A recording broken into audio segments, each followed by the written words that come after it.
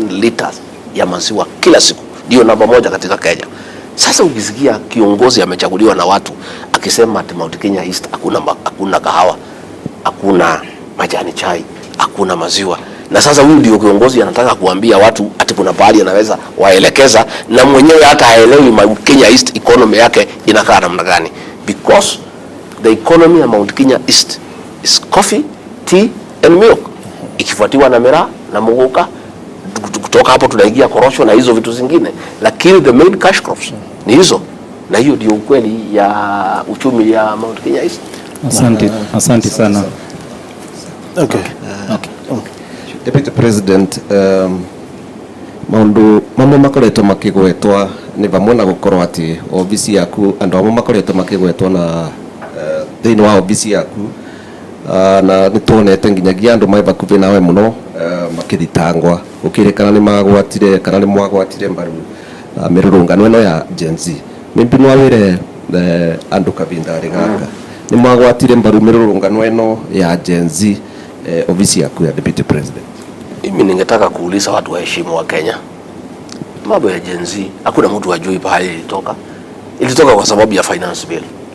Hizi demonstration ilikuwa katika 35 counties in Kenya, na ni mambo ilijitokeza kwa sababu ya hasira ya wananchi. Hata nyinyi mnaishi hapa na wananchi mnajua ni kitu ilikuwa spontaneous, lakini wale ambaye wanataka kunipiga wananitafutia makosa kubwa ile tataka watu wanichukie. Hasa hiyo ilikuwa nalenga watu ya Rift Valley. Watu ya Rift Valley kwa sababu wananipenda raia ya kawaida. Walikuwa nauliza kwa nini Rigiji anahangaishwa na kupigwa na alitusaidia. Na ni muungwana, ni mtu mzuri. Sasa lazima kungetafutwa kitu ya kuumiza hao roho ya kwamba ati mimi na ofisi yangu tulishiriki katika maneno ya hiyo migomo. Mimi ni naibu wa rais. Ninawezaje kupinga ile serikali ambayo niko ndani yake? Number 2, wapi ushahidi?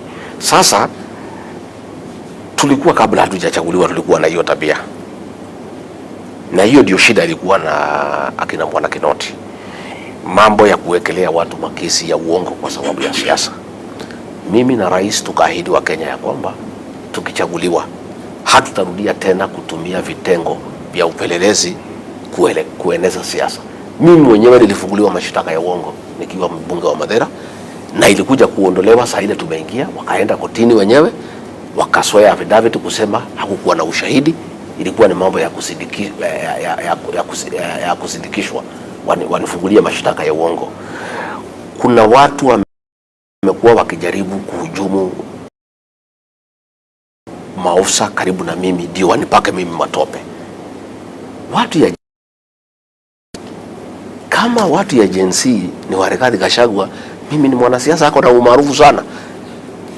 Hakuna mwanasiasa yeyote Kenya angetaka Gen Z kuwe nyuma yake. Kama wanataka kunipea Gen Z kuwe ni yangu, nimekubali. Gen Z is a big force. Ukiwa na Gen Z utakuwa rais wa Jamhuri ya Kenya asubuhi.